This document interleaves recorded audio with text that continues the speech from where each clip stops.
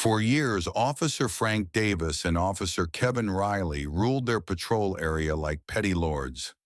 Every traffic stop was a potential trap. Every complaint against them vanished into the bureaucratic machine. They ruled through fear, confident that no one could touch them until one fateful afternoon. The late afternoon sun cast long shadows across the quiet suburban street in a small American town. Marcus Mack Jones, a black man with a solid build, was walking his German shepherd, Sarge. The air was fresh, carrying the faint scent of newly cut grass. Sarge, ears pricked alertly but relaxed, walked rhythmically beside his owner, the leash hanging loosely in Mac's hand. This was a rare moment of peace Mac allowed himself after weeks of stressful work overseas as a high-level security consultant. A perfect cover for his storied but secret past in the Delta Force. He savored the stillness, the warmth of the sun on his skin, and the comfort of being home. But instincts honed over years in the world's harshest battlefields told him he was being watched. He had taken down warlords, dismantled terrorist cells, protected high-value individuals they never even knew were in danger. Yet here, in his own neighborhood, a place he had paid for with sweat and blood, he was seen as an outsider. A police patrol car turned the corner, moving suspiciously slow. Mac glanced at it, his heart tightening slightly. He knew what was coming. The car stopped right beside him. Davis and Riley stepped out, their usual smug demeanor in place.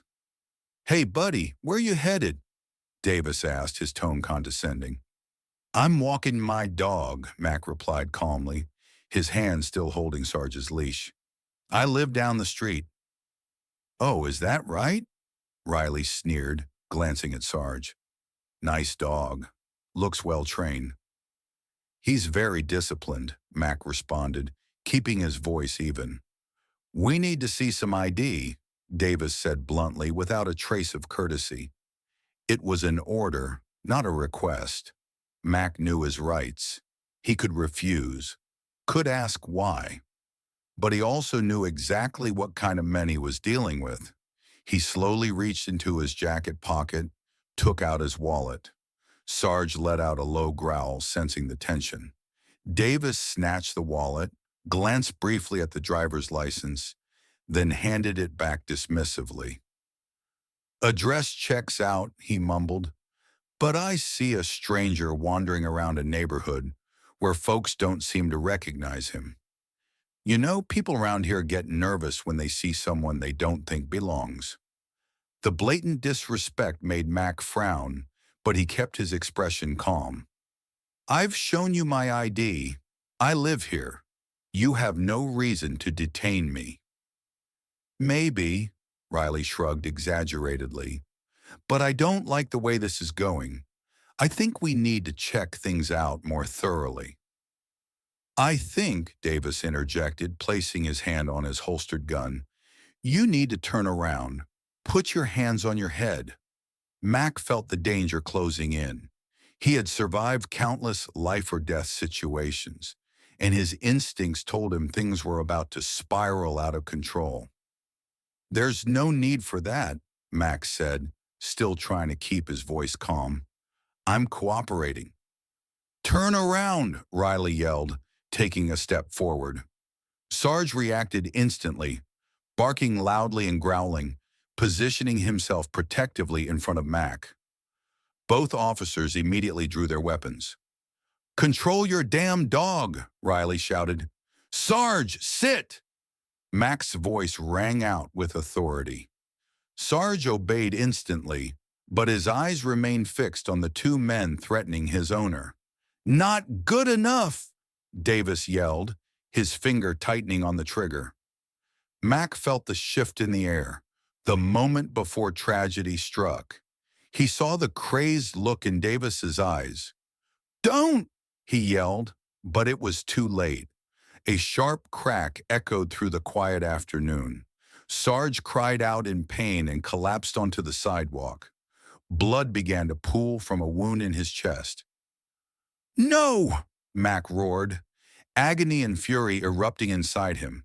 He lunged towards Sarge, but a powerful electric current shot through his back, making him convulse and fall. Davis had tased him. "Stay down! Don't move!" Riley shouted, pressing his gun to Mac's head while Davis handcuffed him. Mac lay on the cold concrete, his body still trembling from the electricity, his breath catching in his throat.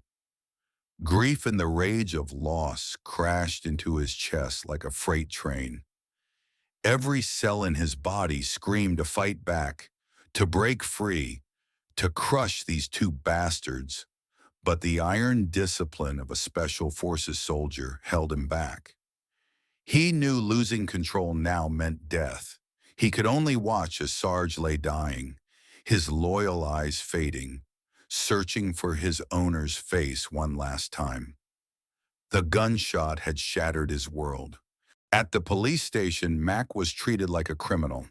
His lawyer, Alicia Reyes, a sharp and formidable woman, arrived immediately. "You're done," she snapped at the nearest officer, slamming a stack of papers onto the desk. "Unless you want the lawsuit of the century, I suggest you uncuff my client and let him walk out of here right now." Davis appeared in the doorway, arms crossed, a look of false amusement on his face. "Relax, sweetheart. We're just doing our job. Your job is to protect and serve, not harass citizens and kill their dogs," Alicia retorted fiercely. Eventually, Mac was released without charges, but nothing could heal the wound in his heart. In the following days, Mac's house was filled with a heavy silence, not the quiet of peace, but a dreadful emptiness. The image of Sarge collapsing in a pool of blood haunted him. He sat at his kitchen table, his hands clenched. Alicia visited, bringing thick case files. "We can sue them, Mac. We can bring this to light." "No, Alicia." Mac's voice was steady, cold. "The system has protected them for too long. Justice won't come from a courtroom." "Mac, don't say that. Don't do anything foolish," Alicia pleaded, worried. He looked up at her, his gaze unwavering. "They took everything from me in seconds, and you're telling me to wait, to hope in a system that has never truly held men like them accountable?" He picked up Sarge's collar, gripping it tightly in his palm. It was no longer just for walks. It was a reminder, a promise. A war was coming, and Mac was ready. Mac began to tail Davis and Riley. He learned their schedules, the cheap bars they frequented after work, their vile habits. One night, Davis staggered out of a bar in a rough part of the city drunk. He was completely unaware he was being followed. As he turned into a dark alley for a shortcut, Mac emerged silently from the shadows. Before Davis could react, a devastating punch sent him sprawling. Mac didn't say a word, merely unleashing his fury upon the man who had taken his friend, using the precise, brutal techniques of a warrior. He struck accurately, ruthlessly, targeting vulnerable points, but stopping short of killing him. Who are you?" Davis gasped, his face bloody, trying futilely to fight back. Mac grabbed his hair, yanked his head back, and whispered close to his ear, his voice like ice. "You don't get to know who I am. Not yet." He released him, letting Davis fall hard onto the filthy ground. Mac stood over him, watching his enemy writhe in pain and fear. "This is just the beginning," he said before melting back into the darkness, leaving Davis with his terror and unanswered questions. Returning to the car parked a few blocks away, Mac sat behind the wheel, his breathing still slightly ragged, but not from exertion. The adrenaline began to fade, leaving a cold emptiness. He looked at his hands, his knuckles slightly scraped, the way Davis had crumpled under his blows, the helplessness in the man's eyes. It felt too easy, disturbingly familiar. A shiver ran down his spine, not of fear, but of a vague self-doubt. He shook his head, pushing it away. They deserved it. For Sarge. But a dark corner of his mind, holding memories from Kandahar, from the dusty alleys of Mogadishu, began to stir. He started the car, the engine's roar breaking the uncomfortable silence. Davis, terrified, told Riley what had happened. Both became more vigilant and anxious. They tried to investigate the attacker but found nothing. The incident made them even more irritable and aggressive. They started harassing other innocent people, including a young Hispanic man named Carter, who had a similar build to Mac. They stopped his car, searched him without cause, even went to Carter's home to threaten him, suspecting his involvement in Davis's assault. Mac secretly recorded all of this harassment. Knowing they would eventually target him, Mac prepared.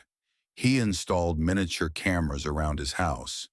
As expected, a few days later, Davis and Riley showed up at his door. "Something I can help you with, officers?" Mac asked, his voice deceptively calm. "We have some questions for you." Davis smirked, his eyes full of malice. Without a warrant, they barged in. They started tossing things around, making accusations. Then they attacked him. Mac didn't fight back. He let them punch and kick him, recording every moment of violence with the hidden cameras. He endured the blows to his face, his stomach, his body aching, but his mind coldly calculating. He was playing the part of the victim perfectly. "Not so tough now, are you?" Davis taunted, yanking Mac up by his shirt collar. After satisfying their aggression, they left, leaving Mac bruised but with a mysterious smile on his lips. Everything was going according to plan. It was Riley's turn. Mac tracked him to another bar, an even seedier place than Davis frequented. He drank alone, looking tense, constantly glancing around. Mac waited until Riley was thoroughly drunk and stumbled outside. The ambush was swifter and more brutal than the last. Mac not only beat Riley savagely, but also broke his arm. "Remember what I told you?" Mac whispered into Riley's ear as he groaned in pain. "I never forget." He left Riley crumpled in the filthy alley mud. The physical pain, nothing compared to the terror consuming his mind. Mac turned away, his steps heavy, not from fatigue, but from a different, invisible weight. Back in his empty house, the silence felt heavier than before. He went to the bathroom, washing Riley's blood, and perhaps a bit of his own, off his hands.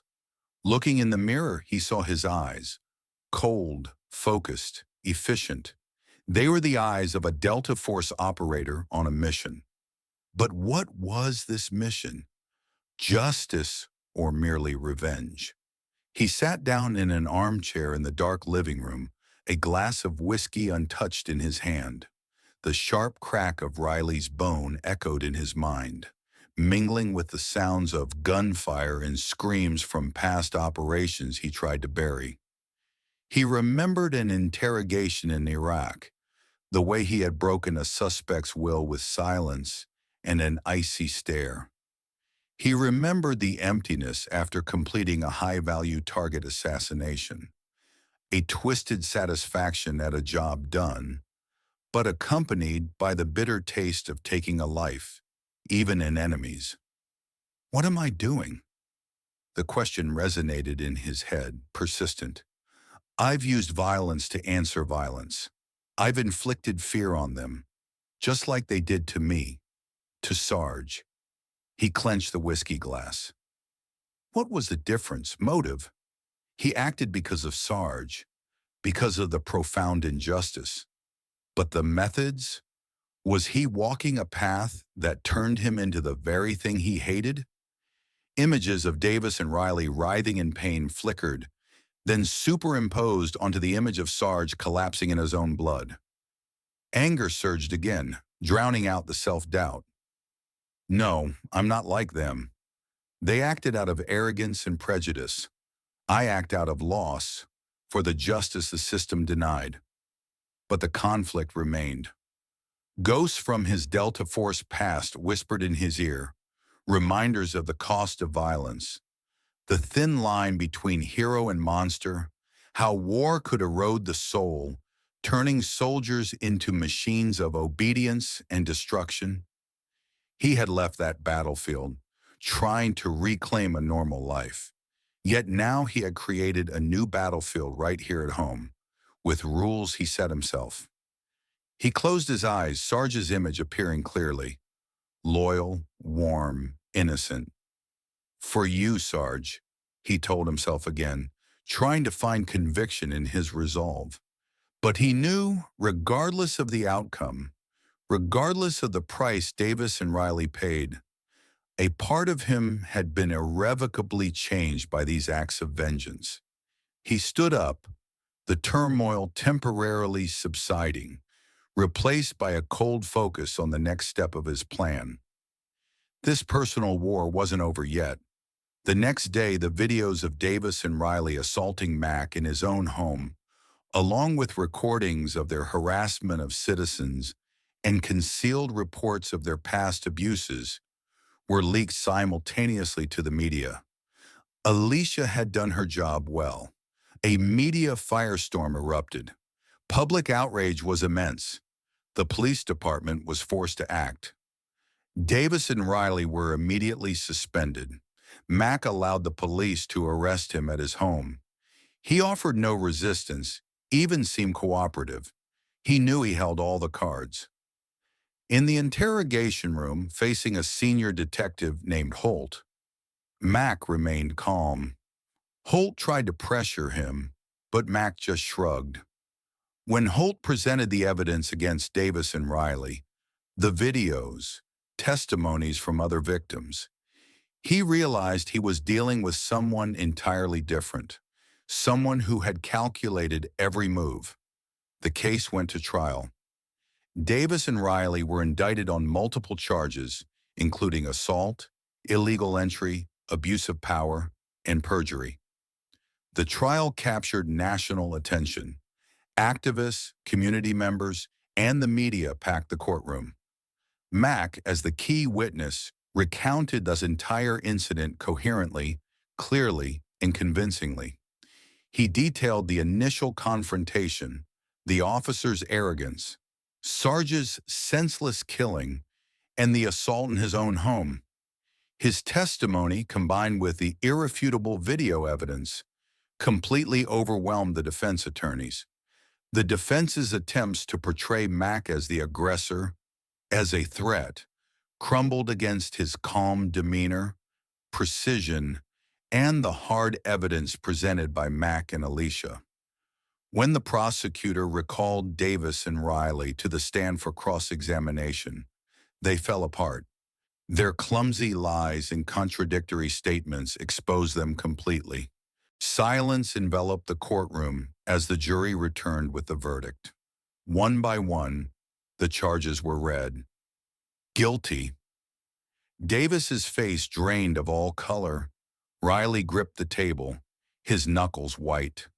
The judge delivered the sentences. Significant prison time for both men for their crimes. Justice, in a way, had been served. Several weeks later, in the late afternoon, Mac drove to a quiet pet cemetery on the outskirts of town.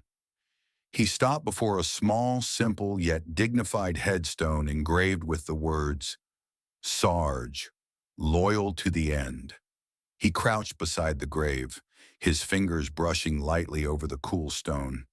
Hey, old boy, he whispered, his voice hoarse. It's done.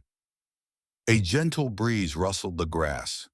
The sky deepened into shades of twilight blue. He sat there for a long time, listening to the silence, listening to his own breathing. The pain was still there, but the fierce rage had subsided, replaced by a profound weariness and unanswered questions about the path he had chosen. "You probably would have wanted me to let it go, huh?" he murmured, a sad smile touching his lips.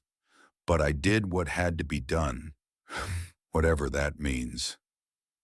He knew revenge couldn't bring Sarge back, but it had brought a distorted sense of justice, an end to the darkest chapter of his life, even if it left new scars on his soul. He stood up, took a deep breath of the cool evening air, and quietly walked away, leaving the painful past behind, heading towards an uncertain future, but one free, at least, from the shadows of injustice and consuming hatred. The war was over, but the battle within him might last much longer.